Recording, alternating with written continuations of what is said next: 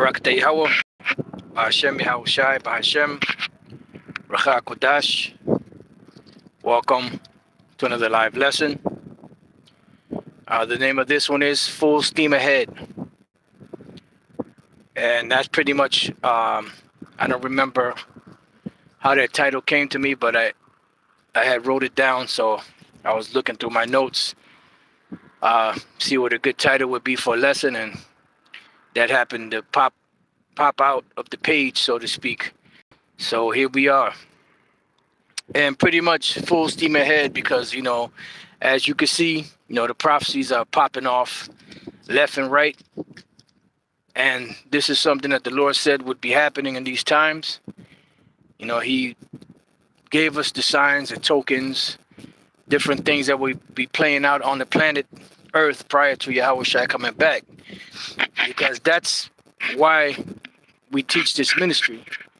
Because, at the end of the day, we're waiting for the Lord Yahweh Bashem Yahushai to come back here and to deliver his elect. And that's what we're waiting for. So anytime any society would go down, the Lord would send forth his prophets to prophesy about these things. When we go to the book of Ezekiel, I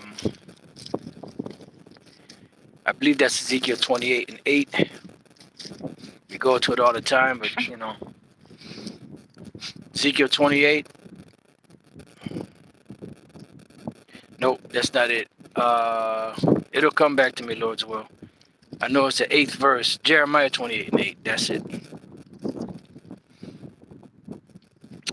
Jeremiah chapter 28, verse 8. The prophets that have been before me and before thee of old prophesied both against many countries and against great kingdoms of war and of evil and of pestilence. And it's no different in these times. The final empire of the world, which is America, Babylon the Great, which is the revival of the ancient Roman Empire. And excuse me, as we see the prophecies playing out, we know that we're getting closer and closer. Because one thing the Lord does is he gives us the signs and speaks about certain things before they happen. As it states in Isaiah 42:9. Behold, the former things are come to pass, meaning things that the Lord had spoken of in the past, in the ancient times. And new things do I declare, before they spring forth, I tell you of them. So why does the Lord tell us of it? So that we can prepare ourselves, for what's coming. And the preparation for what's coming is what? To get ourselves together, be obedient to the Lord, repent of our past sins and our former sins and things that we've done in the past, and try to live the best life that we can in honor, respect, and obedience to Yahweh Bashem Yahushai. I just noticed that the flag over there is half staff. I don't know why.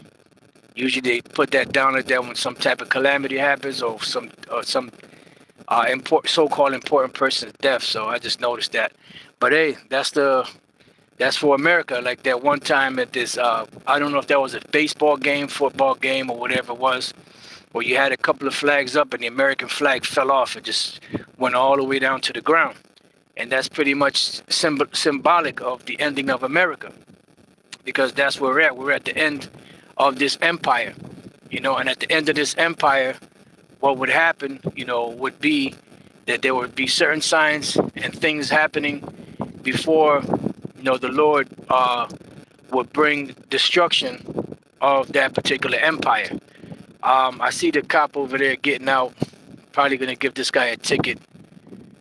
So I may have to, yep, he's giving tickets. So I'm just going to move this to the truck, The cops got nothing else better to do than to give fucking tickets, man. But we're going to move this to the truck because, I honestly don't feel like hearing his mouth. So we're just going to, just bear with me as we move everything to the truck.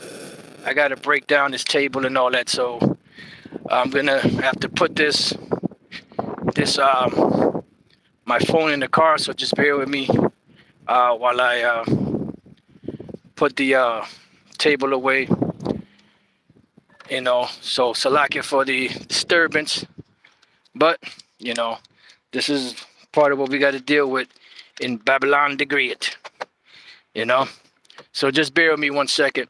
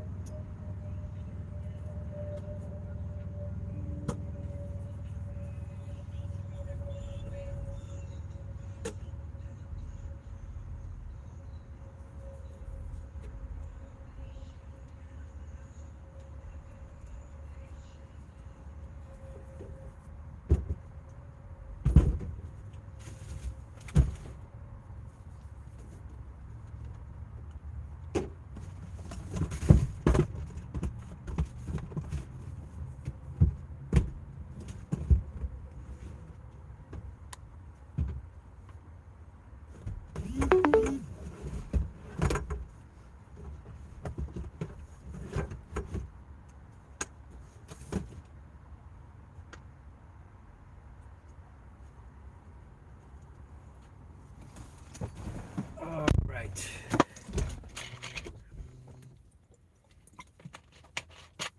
Let me see if I can. Yeah, this thing is not giving me the option to flip it around, so.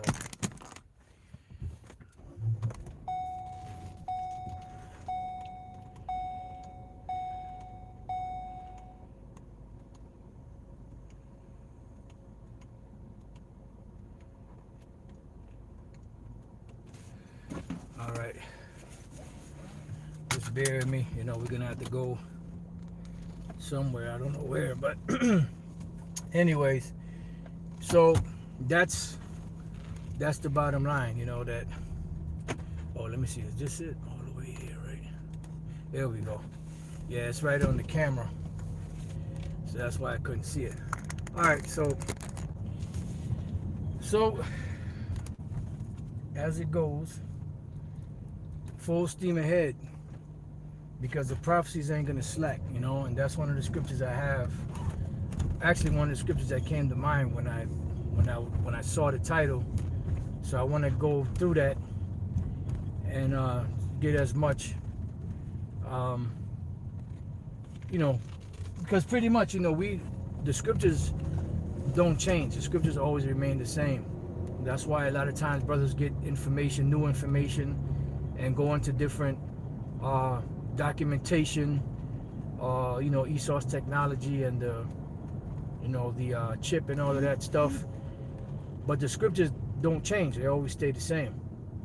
That's why we always go over the same handful of scriptures dealing with prophecy, because, that's pretty much what needs to be cemented. And that's the main important thing. When you brothers out there on the streets, when you're doing your sit downs, I know every once in a while we'll go on a little,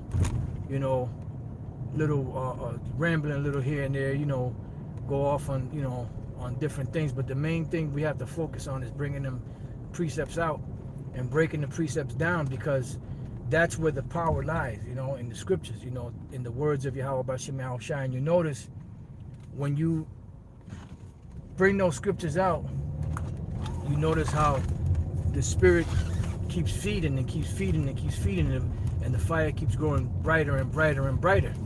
But when you just talking out your, the side of your ass, so to speak, it doesn't flow that way. It doesn't flow that way usually, because we're not giving, come on, man, get the hell out the way. Show some sense of urgency. We're not giving the energy, to the message that we're given, because the message we're given is not our message. And this is what the problem is with a lot of these different groups, in Israel, and different leaders, because they're pushing their agenda. It's not about pushing the Lord Yahweh Bashem Shai's agenda. It's about pushing their agenda, and that's not going to work, because it's only going to go so far. Eventually, the Lord's going to knock down those castles of sand that these different Israelite groups have built. Because if you're not building on Yahweh Shai, on sincerity and in truth, then your shit is going to fall. What did Gamaliel say? He said, Gamaliel said that if this work be of men, it will come to naught. But if it be of the Most High, you cannot overthrow it. Least happily you be found even to fight against the Most High. Because at the end of the day, this is the Most High's program. This is His plan, and we should, let me come down here, and we should be exalting that. Yep, this is the street. We should be exalting that instead of our own ideologies, our own thoughts. Serving our own belly. That's the Lord don't like that. All right, so I got a nice little spot here because I wanted to read this other precept before we get started to with the other precept that I had. Just bear with me to sort through some of this stuff here. I had to throw everything in the bag. All right. So when we go to Ezekiel chapter 3, verse 17, it says, "Son of man, I have made thee a watchman unto the house of Israel." And a watchman is what? What is a watchman watching for? They're watching for the prophecies. They're watching for the wolf. Who is the wolf? Esau is the wolf. What is the wolf doing? They're setting up traps. And when these wolves are setting up these traps, it's our job as watchmen to see what's going on, report what's going on, and those that take heed and those that take heed and are and make provisions, so to speak, for lack of better words, then hey, so be it. That's good. They'll be good to go. But if not, what happens is the same things that we spoke about that they don't take heed to, they're going to be caught up by that. So it says, "Son of man, I have made thee a watchman unto the house of Israel. Therefore hear the word in my mouth and give them warning from me." And that's what the Lord said to do, to give them warning from the Lord. All right. Now, if the wind starts blowing in here and it starts taking over, and you can't really hear, just let me know on the comment boards. I'll plug the headset back in. All right. So full steam ahead with these with the prophecies. So let's go from there. Let's go to the book of 2nd Ezra 16. And we're going to start at verse 35. Because we jump around a lot in this chapter, but this right here is good too. This is our 2nd Ezra chapter 16. 2nd Ezra chapter 16, verse 35. "Hear now these things and understand them, ye servants of the Lord." And this is who the Lord is dealing with. He's dealing with His servants. And who are the Lord's servants? The prophets, the teachers, the leaders, administrators, governmental body of brothers, the few sisters that listen and are sincere. I know some women hate to hear that term, few sisters, but hey, the brother Amawan Gabar, the up and coming elder, he did a lesson and he showed the stats on YouTube to where the majority of people that are watching are men. 80%, 90%, and it'd be like 10%, 15% women sometimes. And that's a big number. The brother Ayasha Muth, I believe is his name, from Mississippi, he did a statistic, and he gave the women a high number, which is 2% here in America. And that's compared to worldwide, that's nothing. That's a small amount. But anyways, hear now these things and understand them, ye servants of the Lord. Yeah, because knowledge and wisdom shall be the stability of thy times and strength of salvation. Not gold, not silver, not riches, not the provisions of this world, the knowledge and the wisdom of this truth that you retain in your spirit that will help protect you in these times, beginning with the names of Yahweh and Yahweh Shai. Right? So it says, behold, the word of the Lord, receive it, believe not the gods of whom the Lord spake. And why did the Lord say, believe not the gods of whom the Lord spake? Because they're giving honor and homage to their gods. You know, and every time you see a large amount of people dying and different things happening, what you see going on is a sacrifice, a great sacrifice to their gods. In every nation, when you go to the history, I should have just put the what you call it over there, but when you go through the history, so like I'm just thinking out loud, when you go through the history and you look at these different empires, whenever they had set up anything, you know, they had always had sacrifices that they did to their gods, you know, in order to receive a better crop that year, in order to get, you know, more riches, you know, or to get blessings or whatever the case may be. It's no different today. You got to remember, this is the most demonic empire that has ever ruled on the planet. So if they are the most demonic empire that ruled on the planet, and all these other nations had these different gods that they were sacrificed to, do you think that this is going to be any different? Just like the so-called Twin Towers, that was a sacrifice to their gods. Excuse me, that was an altar that they used, and they sacrificed all those people's blood in order to move into the next phase of their agenda. You know? So it says, behold, the word of the Lord, receive it. Believe not the gods of whom the Lord spake. Behold, the plagues draw nigh and are not slack. So the plagues are drawing nigh and they are not slack. They're not slowing down. Because what does the word slack mean? Let's go. Let me find my other phone. Where the hell did I put it at? Like I said, Salaki, bear with me because I had to throw everything. All right, let's look up the word slack in the regular common dictionary.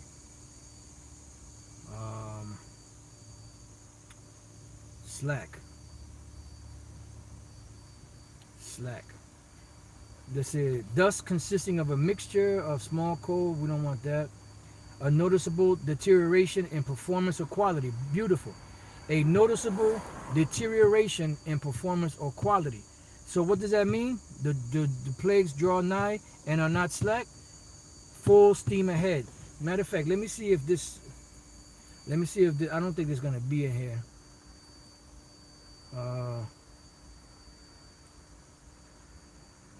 Nope. But if you type in the term or the phrase full steam ahead, that's a term dealing with ships, submarines, and all of that. When in other words, put the pedal to the metal. So right now we're seeing the prophecies, the pedal being put to the metal on these prophecies. You know, that's why they're not slack. As it says again, let's read that again. Behold, the plagues. What are the plagues? The plagues are the different things that are going to be happening on the planet Earth, you know, that are meant to show us the tokens of the ending times. You know, like it says in, what is that, in 2 Ezra 5? 2 Ezra 5 and 1. It says, nevertheless, as concerning the tokens, behold, the days come that they which dwell upon earth shall be taken in a great number, and the way of truth shall be hidden, and the land shall be barren of faith. But now we're at the point where the truth is out in full abundance and full force. And as the words of the prophets are being spoken through the inspiration of Yahweh Bashem Yahweh Shai, the Lord said that his words do not go out void. So every time brothers are out there teaching, those words are circulating in the earth. And they're causing, the Lord is using that to move, you know, things, to move and shake things, you know, shake things up on the earth, so that these prophecies could be fulfilled, so that the end can come, so that this wicked world can be destroyed, and the next world to come, which is the kingdom of heaven, which is ruled in righteousness, can be established once again on the earth. Because righteousness does not rule in this kingdom. This kingdom that we're living in right now, is not a righteous kingdom. This is a wicked kingdom. That's why the people are mourning. Because if it was a righteous kingdom, the people would be rejoicing. Don't you know that these nations, although they're going to go into slavery and captivity in the kingdom of heaven, they're going to be rejoicing when the real people of the Lord are set back into power. Beginning with Yahushua and the Israelites, so-called Negroes, Latinos, and Native American Indians. And those terms, Negro, Latino, Native American Indian, are going to be a thing of the past. People are going to acknowledge who we are. We're not no Puerto Rican or Mexican or black, or African American or Jamaican or Cuban or none of those terms. Native American Indian, those are not our terms. Those are labels that were put upon us by the so-called white men, the Edomites. And even they have their nationality in the Bible, and they've even put a label upon themselves as being so-called white or so-called European or whatever the case may be. All right, so let's read that one more time. Behold, the plagues draw nigh and are not slack. They're not slacking. Everything is moving full steam ahead. You see the things, the prophecies coming in bunches. They're just rolling out. It's like the prophecies are rolling out on an assembly line that's running 24/7. Just like the money printing press is printing money round the clock 24/7. The prophecies are rolling off that line, that line non-stop, day by day, as to where sometimes you can't even keep up with everything that's going on. Brother ask you, did you hear about this? Nah, I didn't even hear about it. You ask a brother, did you hear about it? No, because there's so much going on. Because why? Because the plagues are not slacking. The prophecies are coming out in bunches, in droves, off that spiritual assembly line, and the shop ain't gonna close until the whole goes down, which is America. Once this place goes down, that's when the prophecies stop as far as this episode or chapter is concerned. Then the prophecies that were spoken of the future come into play. You see? So it says, as when a woman with child in the 9th month bringeth forth her son, within 2 or 3 hours of her birth, great pains compass her womb, which pains, when the child cometh forth, they slack not a moment. Even so shall not the plagues be slack to come upon the earth. See? So the plagues are not going to be slack to come upon the earth. Why? Because they're moving fast. And we read the definition for slack means to show a slowing or deterioration in a particular action. So if it's not going to slack, what does that mean? That means it's going to be full steam ahead. There's not going to be anything stopping it. There's not going to be any slacking. The prophecies ain't going to say, you know what, man, I need a break. Let me give me a Corona. I'm going to go sit, on the bench over there, take a break. No. They're constantly working, constantly moving, constantly going forth. So it says, even so shall not the plagues be slack to come upon the world, and the world shall mourn, and sorrow shall come forth upon it on every side. Why is the world going to mourn? Because they're going to see that their world is coming to an end. Now the world as a whole right now, even though people are catching hell, they're right in the ones that are ignorant, they're in a rejoicing type of spirit. Why? Because of the status of the world, and them thinking that they're going full steam ahead with their plans. But Yahushua said that the world is going to rejoice, but you shall mourn. But your mourning shall be turned into joy. That's why when we see these things happening, we're supposed to get pumped up. We're supposed to be happy. We ain't supposed to be, oh wow, man, America is going through some hard times. You know what, brothers, don't go out for a month, let America mourn. Because they did that in the past, talking about let them mourn, when that 9/11 crap happened. We ain't supposed to be in that spirit. We're supposed to be in the spirit like, yeah, the sooner this bitch goes down, the better. It ain't going down fast enough. The scriptures say hasten in the day. So if we hasten in the day, we don't want it to slack or stop or take a pause or a break, because it's full steam ahead, with the prophecies. It says, O my people, hear my word. Make you ready to the battle. And how do you make yourself ready to the battle? By mentally preparing for what's coming. You have to know what's coming so that you can prepare for it mentally. And then when it happens, the Lord will take the knowledge that you've learned mentally and use it as a defense and a hedge for everything that's going to come. All right? Let's get that. This is a basic building block precept. Beautiful precept, strong precept, but, and it's deep for those that don't understand. Isaiah 33:6. And wisdom and knowledge shall be the stability of thy times. Stability means stable. And knowledge and wisdom shall be the stability of thy times and strength of salvation. The fear of the Lord is his treasure. So that's going to be what's going to protect us. What's going to keep us. And it's the job of the watchman to see what's coming and to report what's coming so that the sheep can have their eye open for the wolf, so that they can escape out of the clutches of the wolf. But some of these guys are making provisions for the wolf so that the sheep can fall by their traps. Ezekiel 13:4. It says, O Israel, thy prophets are like the foxes in the deserts. Ye have not gone up into the gaps, because a lot of them stopped going in the streets, neither made up the hedge for the house of Israel to stand in the battle in the day of the Lord. Yeah, because you're supposed to be warning the people of what's coming. You're not supposed to be telling them, oh no, the MOTB, that's not the chip.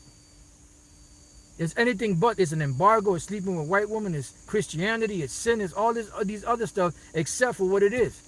So what do you think the average person is going to do? They're going to lean on your words, which woe unto them.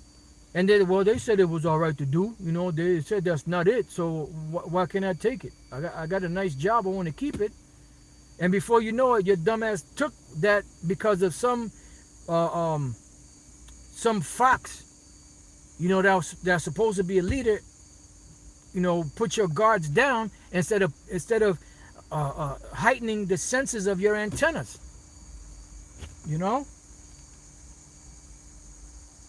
So they're supposed to be, warning you of what's coming, and they're not, because it's about putting a hedge up so that Jake can get themselves ready, and the ones that are part of the elect will be sealed and protected. They're putting your instead of them heightening your senses and warning you, they're putting you to sleep. No, there ain't gonna be no time of Jacob's trouble. You could take, that jab, you could take it.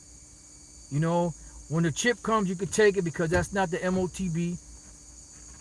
So in essence, what they're doing, they're putting people's guards down, which means they're making a way for the fox to get them.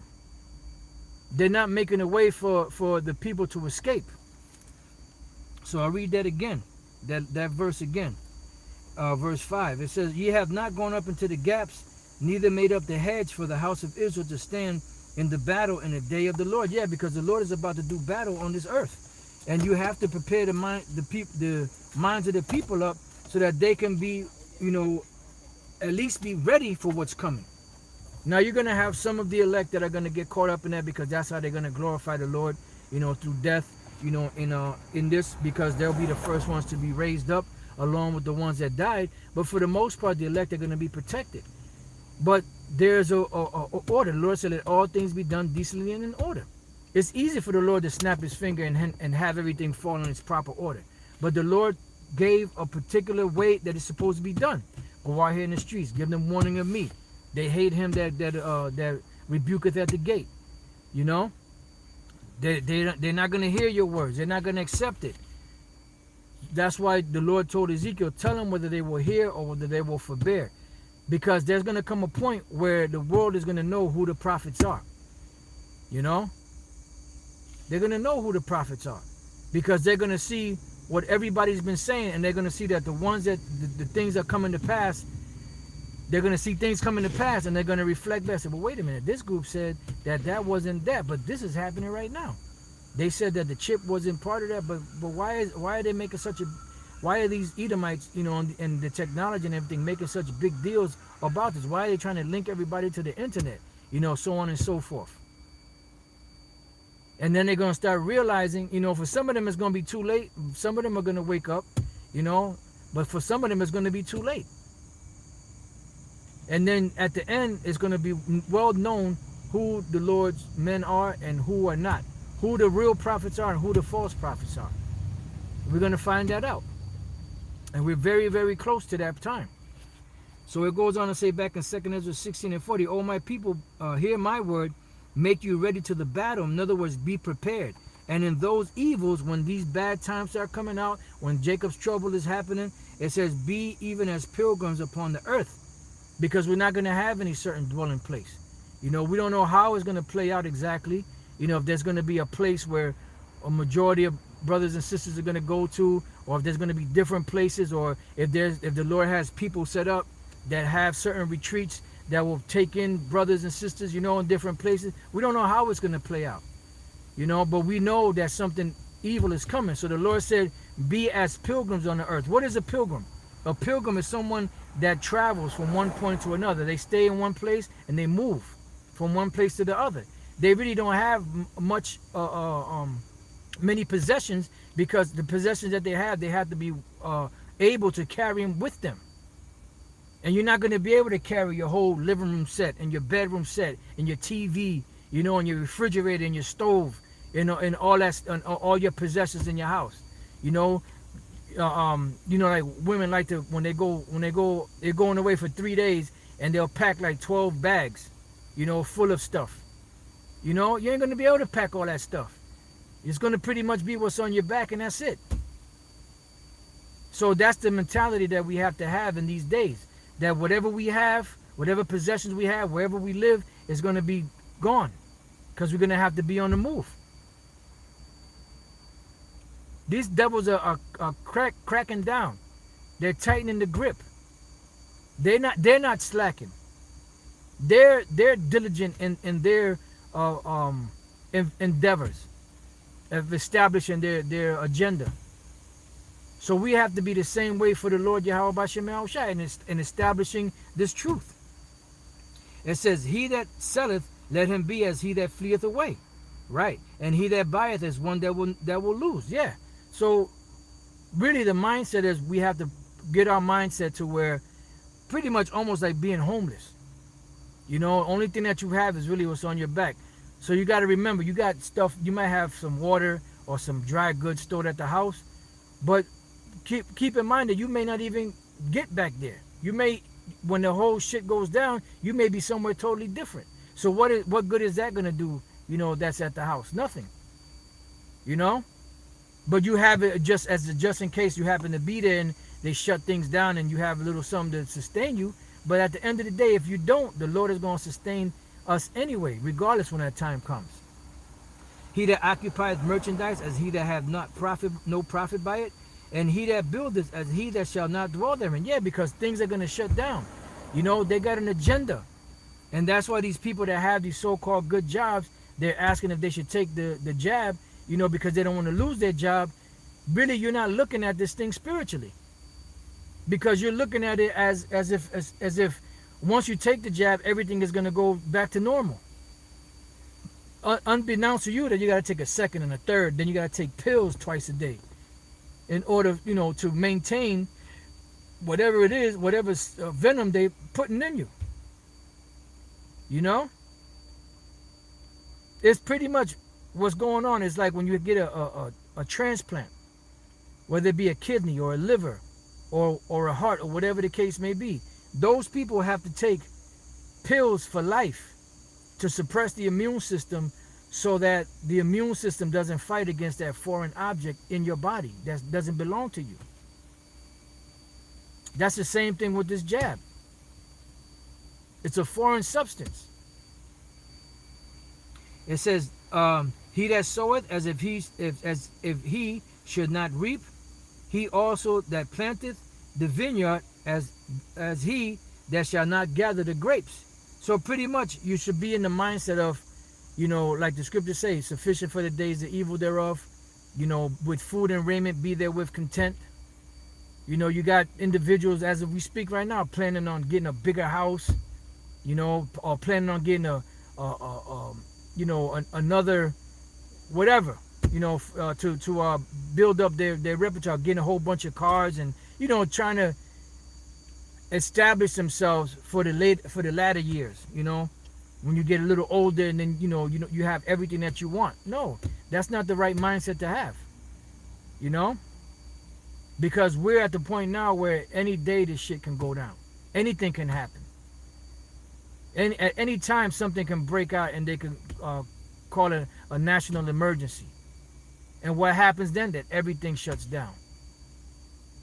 And it's not going to be like before, where you can go out the house. They said don't go out. Most people don't go out. A few people might go out. This time they might have a summary execution.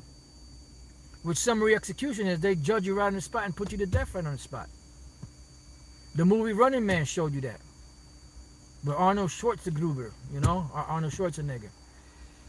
So it goes on to say, they that marry as they that shall get no children, and they that marry not as the widowers. And therefore they that labor in vain. For strangers shall reap their fruits. That's where when we read further down, it said they shall be like madmen sparing none. They're going to rip you out the houses, take your goods. So all this stuff that you work for, somebody else is going to enjoy it.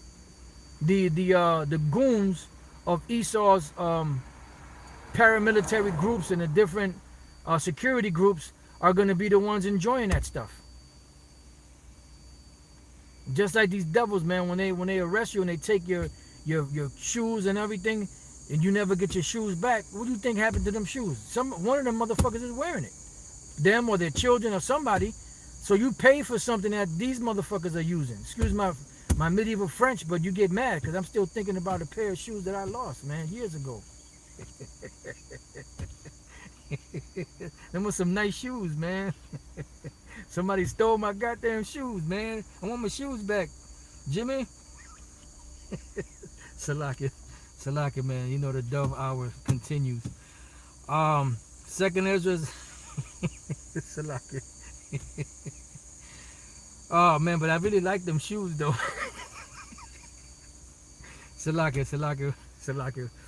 let me get it together over here. Oh Lord, I really did like them shoes though, for real.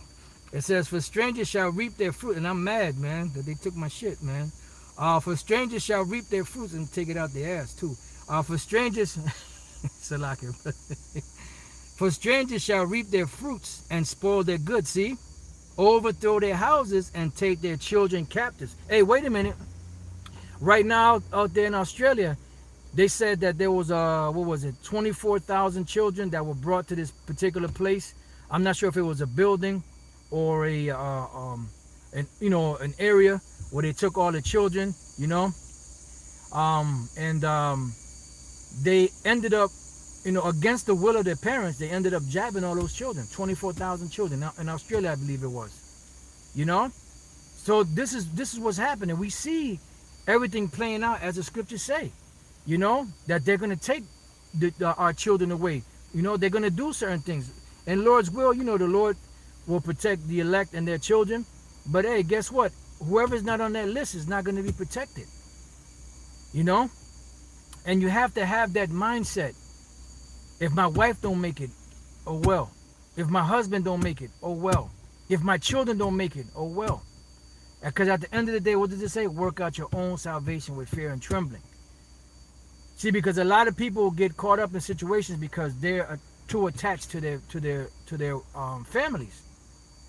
Now we would hope, because like when you go and you read the scriptures, and the Lord will go and the disciples will go and talk to people and convert them. It said, this day of salvation come to you and your family. Beautiful. But remember, that's not every case. So you have to have that mindset in the back of your mind, to lose everything. And it means everything. It says, for in captivity and famine shall they get children. And we are in captivity, and famines are coming. And you have women right now that are pregnant.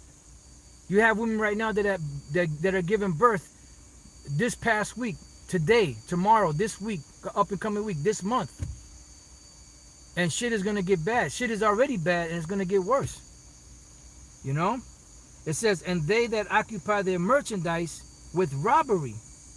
And they that occupy their merchandise with robbery, the more they deck their cities, listen, their houses, their possessions, and their own persons, the more will I be angry with them for their sin, saith the Lord. Yeah, because right now, the Lord is building up the tabernacles of David. And pretty much, even though we see it going up, it's still not fully set up.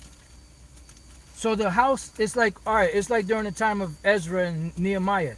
They were building Jerusalem back up, but guess what? There were ruins. And they were breaking things down and building things up, but there were still ruins in the city. So the house, they couldn't really rejoice in the building of the house until the building was complete. Then they rejoiced. Then they had a good time. Then they drank wine and, you know, and made merry. But prior to that, they were in mourning. They were in sorrow. But Jake is acting today, especially in the truth, they're acting like if the kingdom is already here. This is the book of Haggai, 1 and 6. Right, 1 and 6. Yeah. It says, you have sown much. No, hold up, wait up. No, verse 3. Then came the word of the Lord by Haggai the prophet, saying, is it time for you, O ye, to dwell in your sealed houses, and this house lie waste? See? So this house is still waste, even though we see it being built up. Until it's not completed, it's not really fully built up. So it's not really time to act as if we're in the kingdom of heaven. Now, does that mean you can't drink? Does that mean you can't, you know, eat, have a good time, you know, listen to music? No, they ain't talking about that. It's talking about trying to be established in this society like you already in the kingdom of heaven, man. No. So it goes on to say, now therefore, thus saith the Lord of hosts, consider your ways. You have sown much, and bring in little. You eat, but you have not enough. You drink, but you are not filled with drink. You clothe you, but there is none warm. And he that earneth wages to put into a bag with holes. And this inflation, shortly to be hyperinflation, you could best believe this is the Most High is inflation. This is his inflation. He's causing these holes in people's pockets, especially Jake, to where they just barely have enough to scrape by. Because we're in a time of judgment, man. You know? Now that doesn't mean if you're a brother or sister that has, you know, money, you know, that you're wicked. No. The Lord gave you that for a particular reason. You know? But for the most part, most Jakes are just scraping by, man. It says, thus saith the Lord of hosts, consider your ways. So pretty much, now let's go back to 2 Ezra 16 and the verse we left off at, verse 47. And they that occupy their merchandise with robbery, the more they deck their cities, their houses, their possessions, and their own persons, the more will I be angry with them for their sin, saith the Lord. But I did really like them shoes, though. I'm being honest. Like as a whore envieth a right, honest, and virtuous woman, so shall righteousness hate iniquity. And this is why the Lord is dealing with the ones that sigh and that cry for all the abominations that be done in the midst thereof. You know, it's just like a whore envies a righteous woman. You know, so are the righteous gonna hate iniquity. You know. And the bottom line is, the sooner this place goes down, the better. You know? It can't go down soon enough. So shall the righteous hate iniquity when she decketh herself, and shall accuse her to her face. So how are you going to accuse them to your face if you're not going out there and showing your face in the public? You're not going out there in the streets, in the lanes, where the Lord said to go to. That's the main place of concourse. That's where you learn the truth from. What makes you so special that now you can sit back in a nice, comfortable room, you know, with AC or heat, and not have to go out in the streets like the rest of us do, and the rest of the other men in the other different camps outside of Great Millstone do. And some of them camps, they take seasons off. It says, when he cometh that shall defend him, that diligently searcheth out every sin upon earth. Let's read that again. So shall the righteous hate iniquity when she decketh herself, and shall accuse her to her face when he cometh that shall defend him, that diligently searcheth out every sin upon earth. So Yahushua is on his way. Yahushua is on his way. So you see the righteous out there accusing these devils, accusing Jake that are doing wicked stuff to their face. And the messages for you Israelites out there to get yourself right. But when Yahushua comes back, he's coming back to destroy. Remember, he said, those mine enemies that would not that I should reign over them, bring hither and slay them before me. So there's going to be a great slaying of you Israelites out there that don't get it together. It says, and therefore be ye not like thereunto, nor to the works thereof. Right? Don't be rebellious like that rebellious house. Give heed. Pay attention. Do the best that you can. We're not going to be perfect, but at least do the best that you can.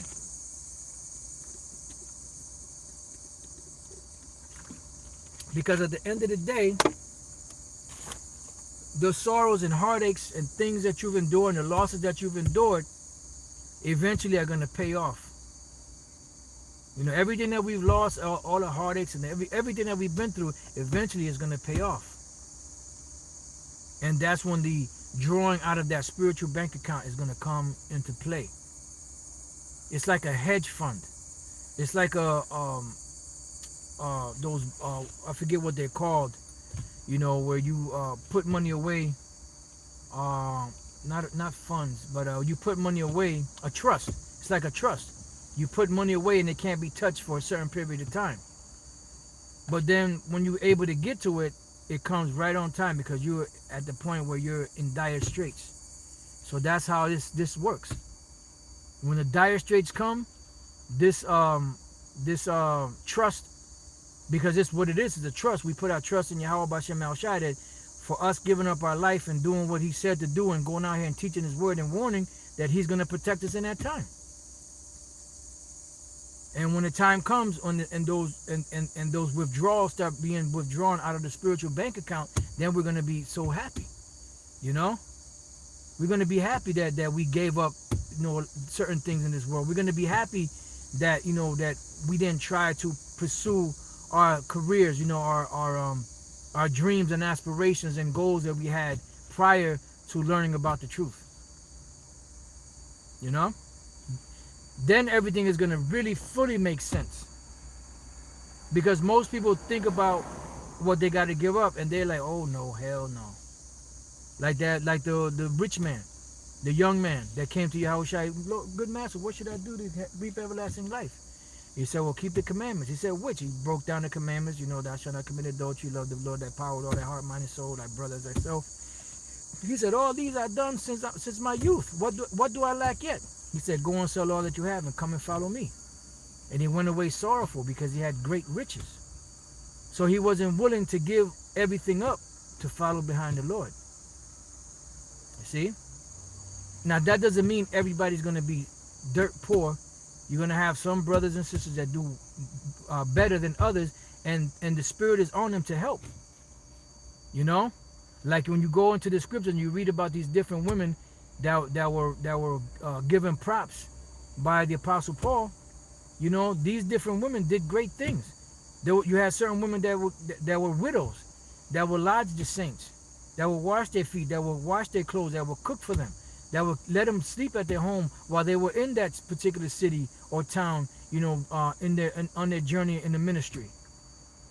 Those women are going to be greatly rewarded. So whatever you do for this truth, the Lord is going to reward you in due time. But don't expect to be doing something and then a month or two later expect a kickback. I've been doing this for 2 months. I don't see no benefit of it. When the benefit gonna come, man? You must be leading a bunch of fools. All right, so going back to 2 Ezra 16 and 52. For yet a little while, and iniquity shall be taken away out of the earth. And that's what we're waiting for. for the setting up of the kingdom wherein dwelleth righteousness. It says, and righteousness shall reign among you, because that's the ultimate goal. The ultimate goal is for the truth and for righteousness to reign once again on the earth, for these decrepit, corruptible bodies to be changed, for our minds to be changed, so that we can have the fleshly heart instead of the stony heart, that we can have the law, statutes, and commandments into our inward parts, that it would be impossible for us to sin. You see? To be totally perfect, to have a total different spirit and energy on the planet, in the universe. So it says, let not the sinner say that he hath not sinned, for the Most High shall burn coals of fire upon his head, which saith before the Lord power and his glory, I have not sinned. Yeah, because the first thing is what? Acknowledging that we go off, repenting, and then moving on from that point. It says, behold, the Lord knoweth all the works of men, their imaginations, their thoughts, and their hearts, which spake but the word, let the earth be made, and it was made. Let the heaven be made, and it was created. In his word were the stars made, and he knoweth the number of them. He searcheth the deep and the treasures thereof. He hath measured the sea and what it containeth. Yeah. So the same thing the Lord gave his word on these things, and they happened. The same thing he gave his word to us, that he would perform these things for us if we follow after him. What scripture is that? Damn, the precept is okay. Let's go to the book of Hebrews. This is one of my favorite. Also one of my favorites of all time. This is a very inspirational, comforting scripture. Hebrews 6:10. For the Most High is not unrighteous to forget your work and labor of love, which you have shown towards his name, in that you have ministered to the saints and do minister. And we desire that every one of you do show the same diligence to the full assurance of hope unto the end. Why? Because there is a payment for that. There's a payment for bearing the heat of the day, bearing all of the shame that comes. Because remember, the scripture say that Yahweh shall despise the shame. But now that he went through that, what happened? He's sitting on the right hand of the Most High, waiting for his kingdom to be established on the earth. The scriptures say, before honor comes humility. So we're going through the humiliating part, and about to be raised back up.